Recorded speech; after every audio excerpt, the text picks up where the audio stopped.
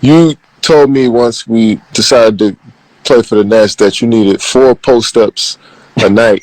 I mean, 8 post-ups a night, 4 each half. I think that's too much for a 6'1" point guard. And I think that might hold up our offense. But I wonder why you decided to play more of a big than your normal position. You know what? I honestly, I feel like my soul tells me I'm 6'11", I'm 7 feet, I'm you.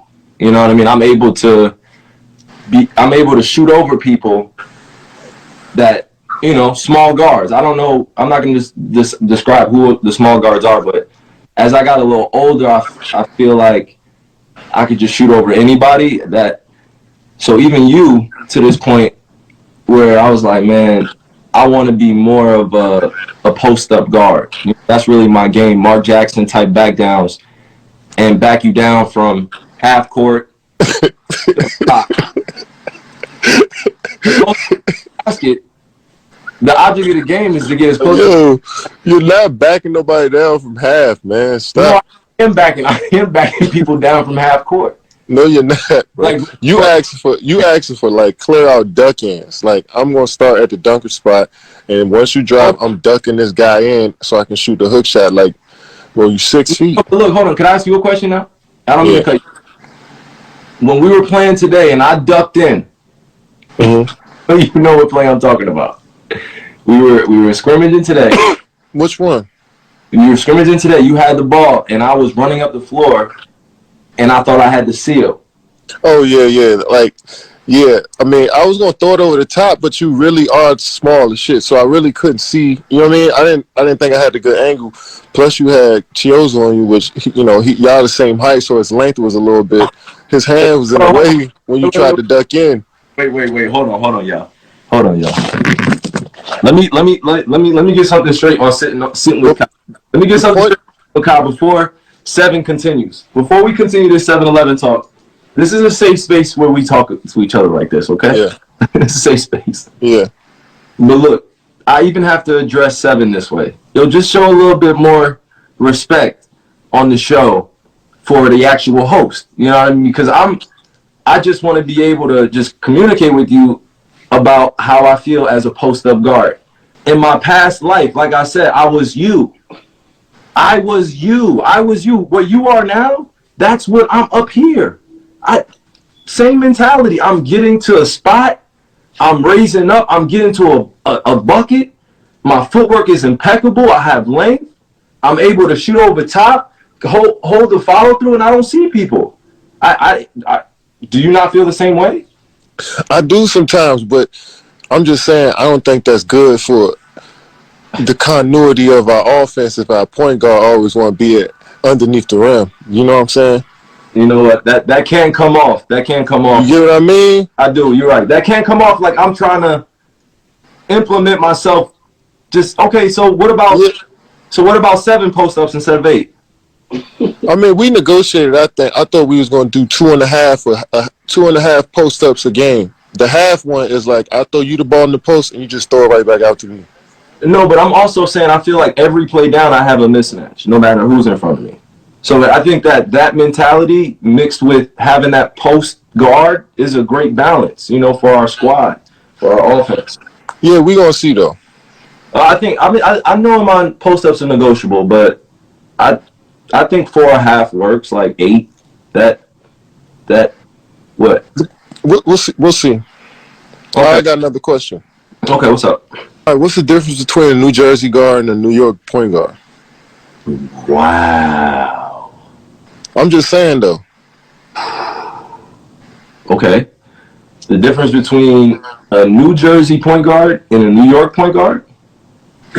Yo, Brett just said, wow. He knew I was going to ask you that. What up, Brett? Is it?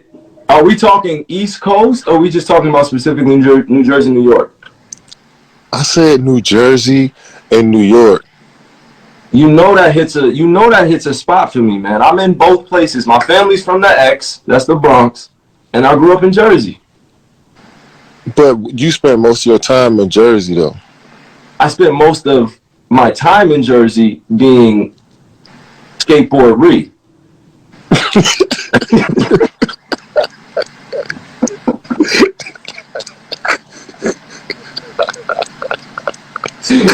Some Trump said. Is that?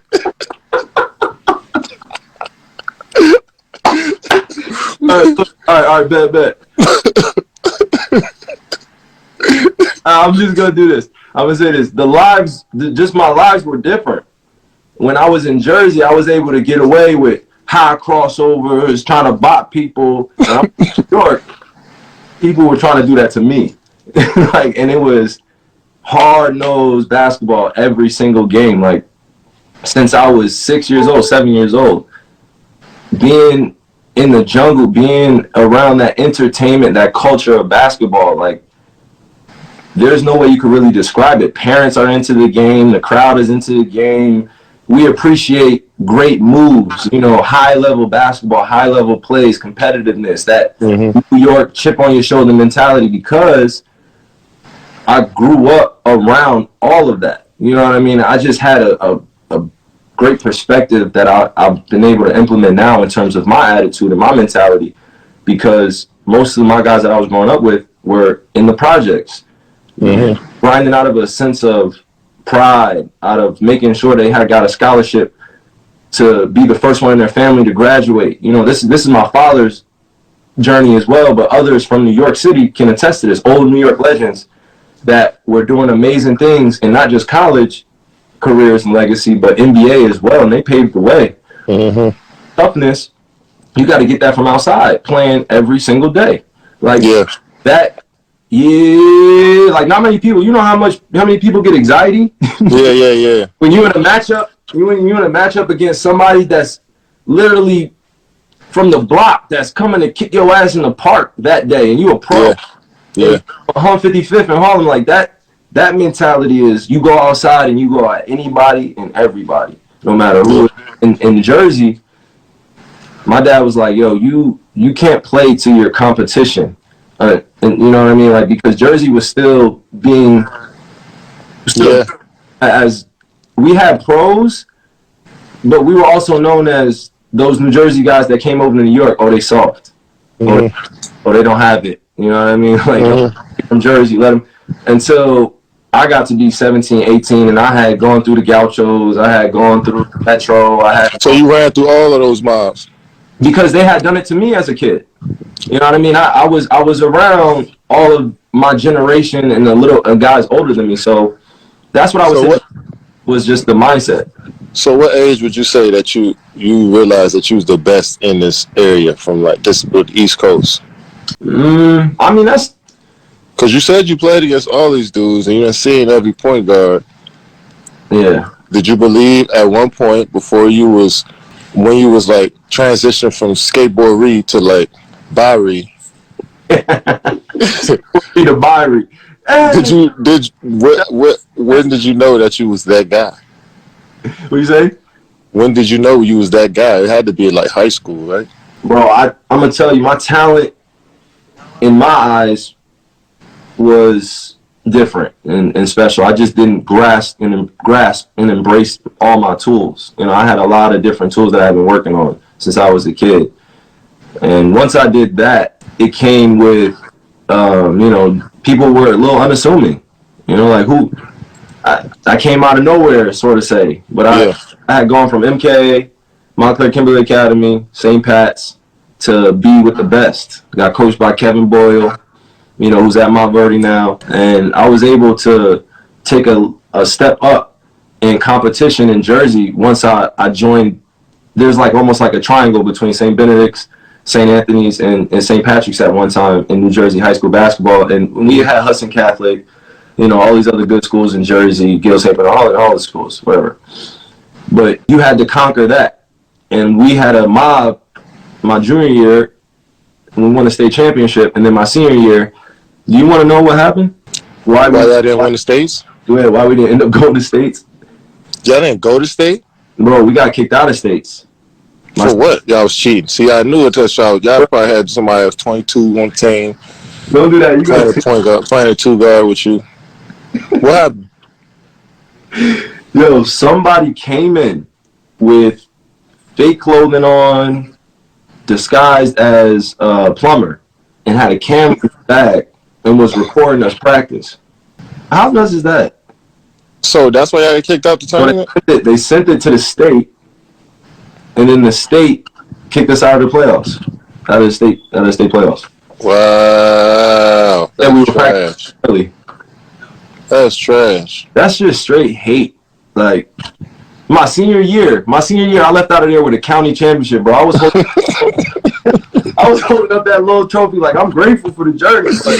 Yo, Like I know you was hot. bro, I had 30 in the first half, and Coach Boyle took me out. I was trying to get the record. I'm like, bro, it's my last high school game. Yo, I got one more question before you go. Absolutely, bro. For you, of course. Before I get up off your live. Mm-hmm. Yo, when I switched off on you and guarded you full court in the finals, yo, was that the best full court defense that somebody played on you your whole career? Because when I decided to guard you for that like 2-3 minutes, like nobody had seen you for like 3 minutes. They was wondering where Kyrie was at once I got on him. No. Would you say that was top level, elite, Hall of Fame, all my badges, pickpocket, intimidator on? I got on perk. I had pickpocket and pick dodger on gold. I'm just saying, did you think that was some of the best defense somebody like a opponent ever played on you? No, honestly, the way you described that one situation where you picked me up full court, like the one situation. Bro, it was like 5 or 6 possessions. I had to take you out the game. Ever picked me up full court was that one possession in the finals that you're referring to. If that is Hall of Fame worthy of that type of stature of you, Kevin Durant, guarding me, that you got it, bro. You have that. Yo.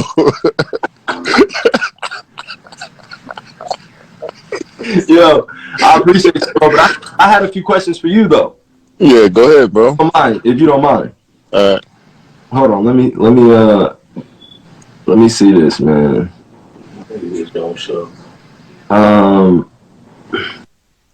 I wanted to know about some of your musical influences that changed your mindset.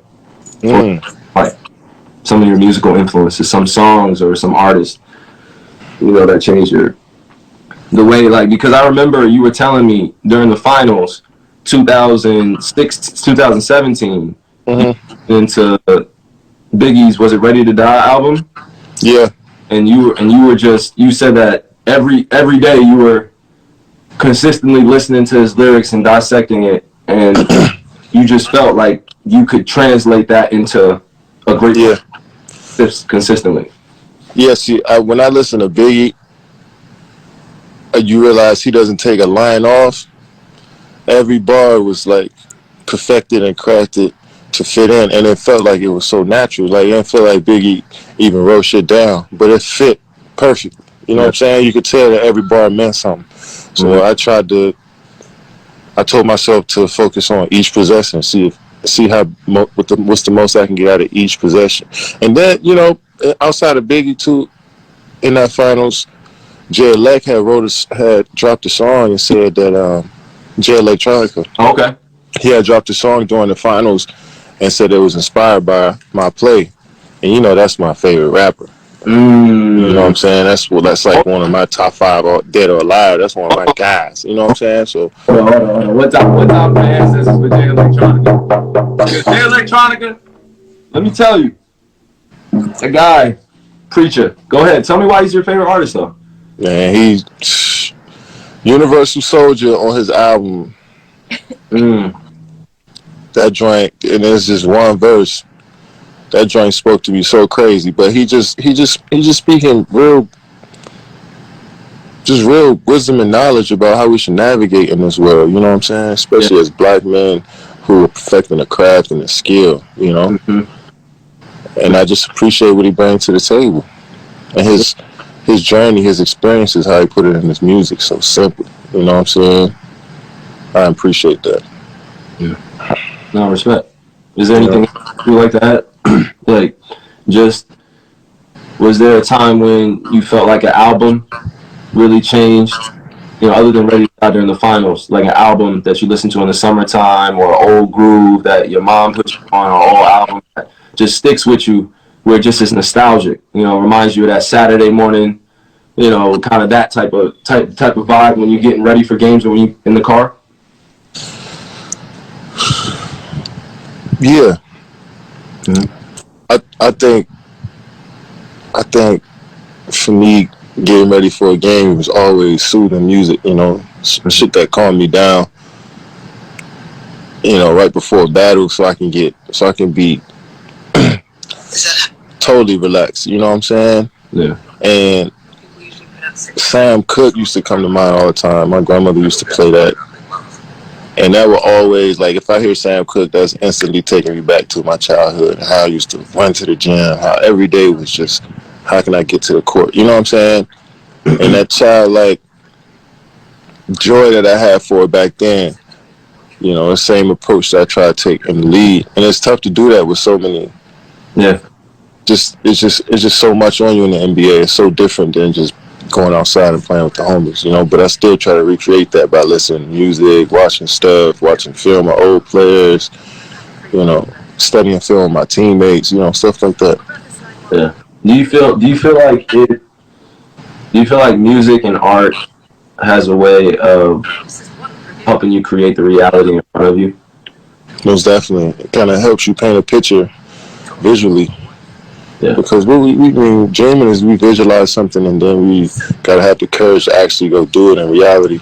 Yeah. So when you continue to hear things that you hear people reach a level of, you know, a level of self where they know who they are, especially they find out their identity, they know who People their like ancestors people are. like to call that enlightenment, by the way. Enlightenment. When you reach a level of enlightenment, Continue, yeah. when you reach a level of enlightenment that shines through and through your art, you know. Yeah. So you could tell the real ones. You can tell the people who actually been through some stuff, Uh-huh. you know what I'm saying, by how they produce their art, you know. So there's a lot of people out here producing art and we consuming a lot of stuff. But you continue to find your identity and who you are, you start to weed out the things that you enjoy, the things that move your spirit, you know. Yeah.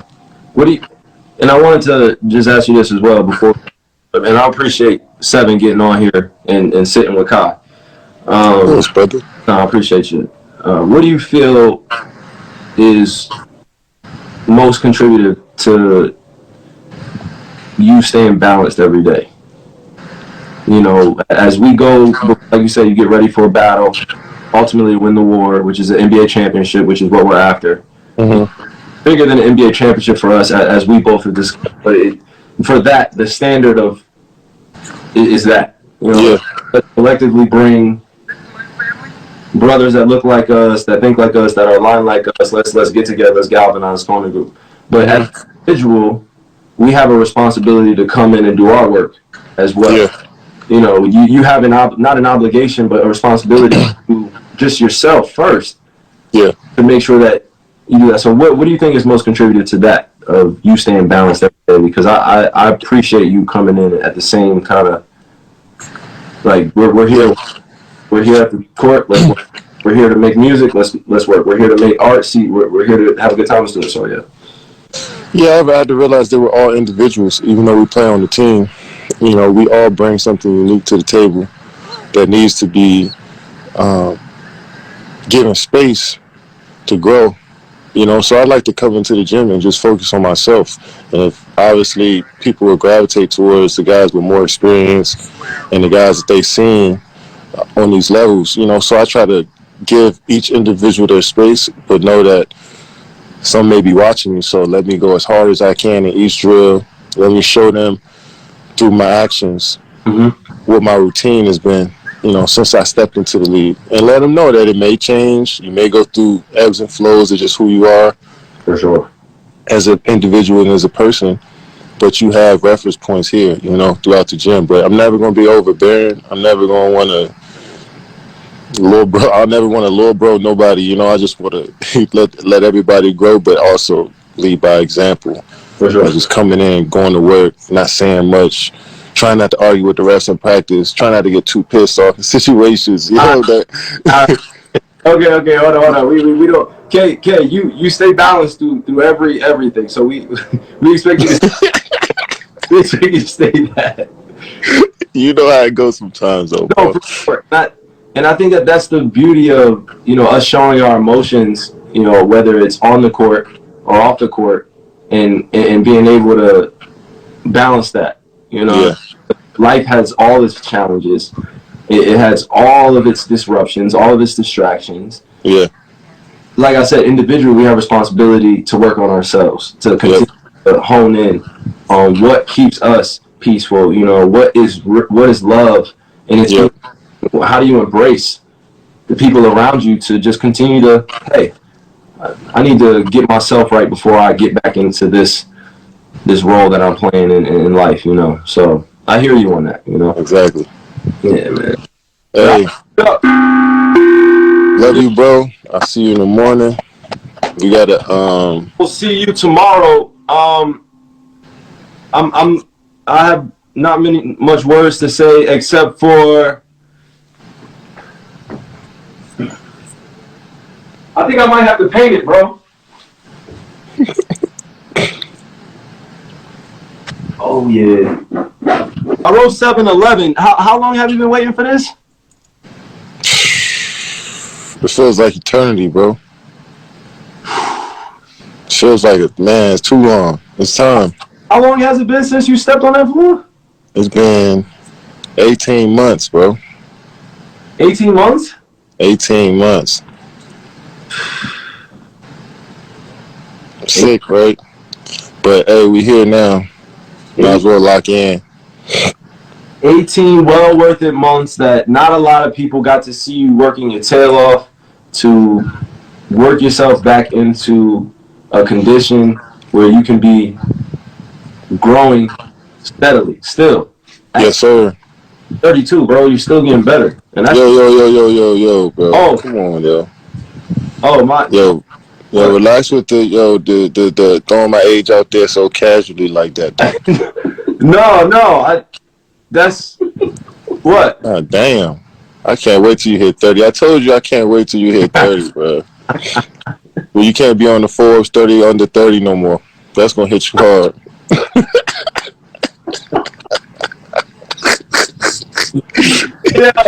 Yo, they throw the 30 for 30 out. I'm like, damn, yo, I'm getting old as shit. Yo, how many times were you on that list though? Yo, damn, all my whole 30s, bro. Like, damn, they don't got no like 35 and not 35 and under 35. Bro, you making your way closer to 50 club now. Yo, check. All right, bro. All right, fam. I'm gonna see you tomorrow, though. Nah, I appreciate you, bro. Much love, and I can't wait to get this thing going. I know, I'm excited for our teammates as well, all our brothers that's rocking with us. This is the start of a journey. You know what I mean? Sure. Kick it off sitting with Kai, with each other. Bert checked in earlier. So Same Bert was on. Yeah, for sure. My boy Bert, get right, man, so we can get you back on the floor, bro. Yeah. All the homies, I'm sure if they watching, I'll see y'all in the morning. You know what I'm saying? For sure. You already know how we rocking. We move different over here. Hashtag work continues, right? Love you, bro. Love you too, bro. I'll see you tomorrow. Yep.